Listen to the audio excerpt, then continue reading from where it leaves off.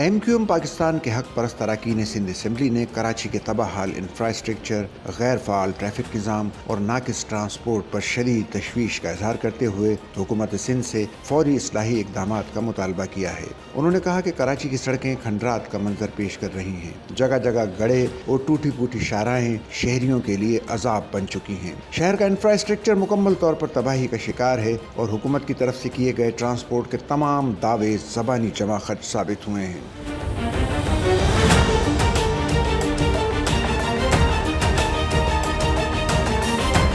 MQM کے اراکین نے کہا کہ جس جدید پبلک ٹرانسپورٹ کا وعدہ کیا گیا تھا وہ تاحال کراچی کے عوام کے لیے ایک نامکمل خواب ہے۔ چند مخصوص علاقوں میں چلنے والی بسیں شہر کی کروڑوں کی آبادی کے لیے ناکافی ہیں۔ مجبوری کے تحت شہری اس وقت 21ویں صدی میں بھی چنگچی رکشوں پر سفر کرنے پر مجبور ہیں، جو نہ صرف غیر محفوظ ہیں بلکہ روزانہ حادثات کا سبب بھی بن رہے ہیں۔ کراچی میں ٹریفک انجینئرنگ نام کی کوئی شے نظر نہیں آتی۔ سگنلز خراب، تجاوزات عام اور سڑکوں پر ٹریفک جام معمول بن چکا ہے۔ ناقص ٹریفک مینجمنٹ کے باعث عوام کو روزانہ گھنٹوں طویل اذیت برداشت کرنا پڑتی ہے۔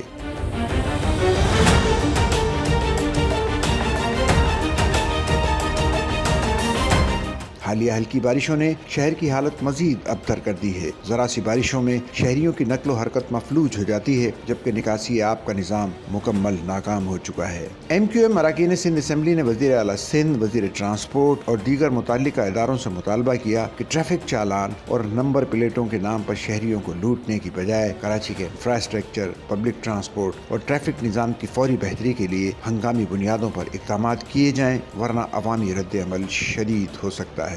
سچل نیوز نیٹ ورک کی ویڈیوز میں خوش آمدید۔ ناظرین، ویڈیو سے متعلق اپنی قیمتی رائے کا اظہار کمنٹ باکس میں ضرور کریں اور چینل کو سبسکرائب کریں۔